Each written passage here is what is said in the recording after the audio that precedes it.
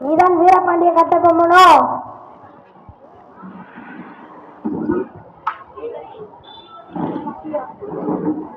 ஓ, நீதான் ஜாக்சன் துரை என்பவரோ? சிப்பாய், என்ன வெகு தூரம் வந்து விட்டீர்கள்? கேள், நட்பு விரும்பி அழைத்ததாக அறிகிறேன். அதை விரும்பி நானும் வந்துள்ளேன். நட்பு வேண்டும், ஆனால் அதற்கேற்ற நடத்தவில்லை உன்னிடம். கற்றுக் கொடுக்கணும் தமிழினம், அதை நீ கொடுக்க முயற்சிப்பது அறிவினம். நாங்கள் நவாபினம் என்று நாட்டு பெற்றிருப்பது நாங்கள். நீ ஏன் வேட்டி கொடுக்க வரவில்லை? வேட்டி கொடுப்பவர்கள் நாங்கள் இல்லாவிட்டால் நீ இந்த நாட்டுக்குள்ளேயே நுழைந்திருக்க முடியாது. இருமாப்பு இன்னும் ஒழியவில்லை உன்னிடம். எல்லாம் உடன் பிறந்தவள் ஒழியாது. மீது குற்றம் சுமத்துகிறேன். என்னவென்று எடுத்து கொடுத்தால் கணக்கில் அடையாது. எண்ணிக்கை தெரியாத குற்றம். எனக்கால் எண்ணிக்கை தெரியவில்லை.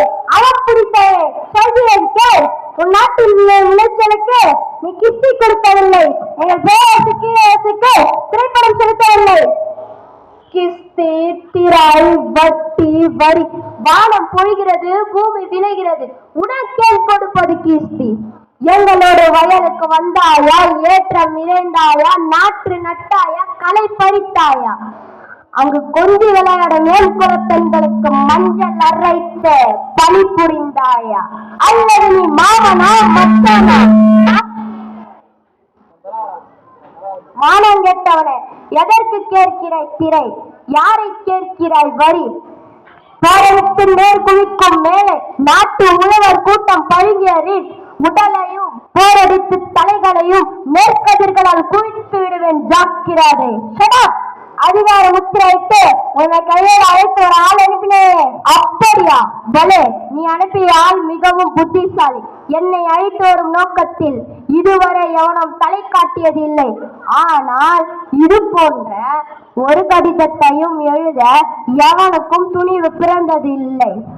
எழுதிவிட்டதாக என் மேல் கூறிய இனியும் உன்னை உயிரோடு விட்டு வைப்பது என் குற்றம். துடிக்கிறது மீசை. அடக்கு அடக்கு என்று நட்பு நாடி வந்த உறவு முறை தடுக்கிறது. என்ன மீசை முறுக்குகிறாயா? அது ஆபத்துக்கு அறிவிடு. உன்னை சிறைப்பிடிக்க உத்தரவிடுகிறேன். என்ன வரச்சொல் பார்க்கலாம்.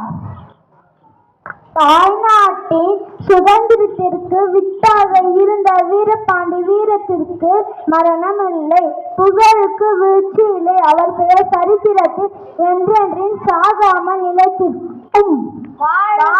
வீரபாண்டிய கட்டபொம்மனின் புகழ்.